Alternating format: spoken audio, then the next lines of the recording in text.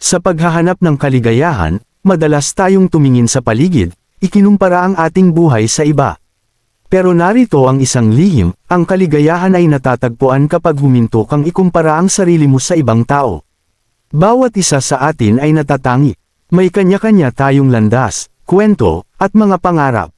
Kapag ikinumpara natin ang sarili sa iba, hindi natin pinapansin ang ating sariling paglalakbay at ang kagandahan nito. Madalas na ipinapakita ng social media ang mga magagandang bahagi ng buhay ng iba, na nagpaparamdam sa atin na hindi tayo sapat o nahuhuli. Pero tandaan, ang nakikita natin ay isang silap lamang, hindi ang buong kwento. Ang iyong paglalakbay, kasama ang lahat ng taas at baba, ay mahalaga at importante.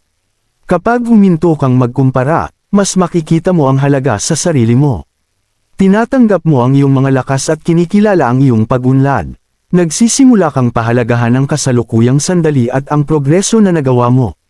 Lalago ang kaligayahan kapag tumutok ka sa kung ano ang nagpapakaisa sa iyo.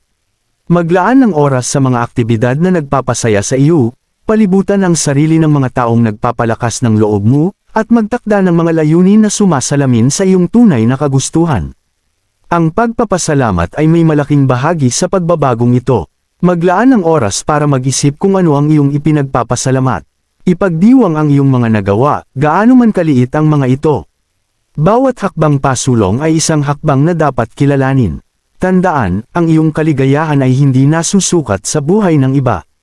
Ito ay natatagpuan sa pagtanggap sa sarili mo, sa pagmamahal na ibinibigay mo, at sa mga sandaling iyong pinahahalagahan. Bitawan ang pagkukumpara, at matatagpuan mong ang kaligayahan ay nasa loob mo na pala.